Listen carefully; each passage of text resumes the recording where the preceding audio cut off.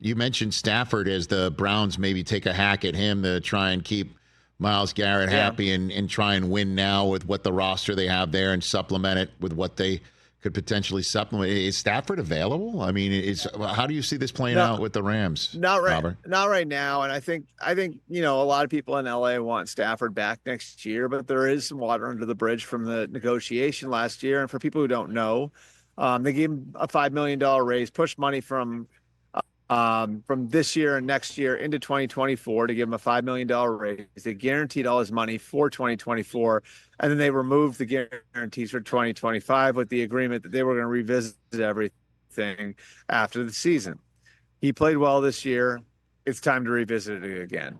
I think it's unpredictable where this one goes. Now, I think if we're up to the coaches who've got to work day to day to build a contender, I think they find a way to get this done. But what we don't know is what Stafford might want. And does Stafford want a renewed commitment that he's going to be able to finish his career in Los Angeles? If that's the case, how far are the Rams willing to go to give him that commitment? There are a lot of moving parts here. And, I do think that there was some strain left over from the negotiation of the last offseason that really lasted the balance of the offseason and got done at the very end. So, a lot of love for Matthew Stafford still in that building, but there's a lot to be worked out, and there was a lot left on the table when they got done with the negotiation last year. And certainly if they were to decide to move on, pretty good offers. Like what a Pittsburgh? Would he make sense for somebody like Pittsburgh? Like you can see a lot of teams where it would make sense to bring in Matthew Stafford as an answer for the next couple of years, especially with a really shaky quarterback class in this year's draft. And, then who knows, like, does LA turn around and sign Sam Darnold?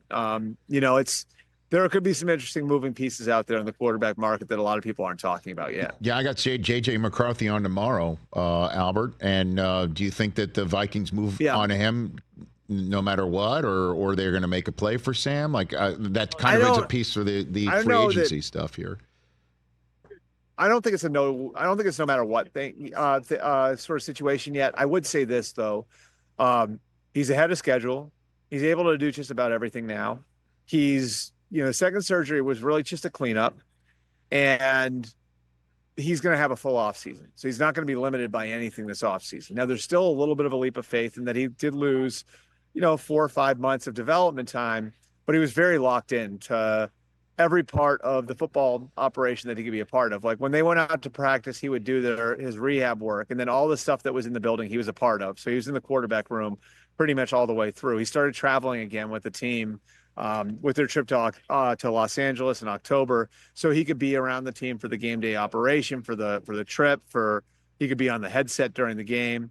So he's doing everything he possibly can to put himself in position to play in 2025 and start in 2025. And here's the other thing.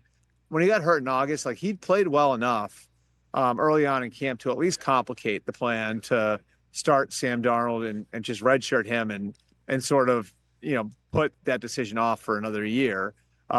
He played well enough to make it a real discussion point. Like, is there going to come a point where now obviously the injury eliminated the possibility of that, but I'd say JJ's checked a lot of boxes, and I can say they'd be comfortable with him as their starting quarterback in 2025. That does not mean they're kicking Sam Darnold out the door, but I do think it gives them a lot more flexibility in the way they handle Sam's situation over the next couple of months. Catch the Rich Eisen Show every single day on the Roku channel, 12 to 3 Eastern, for free.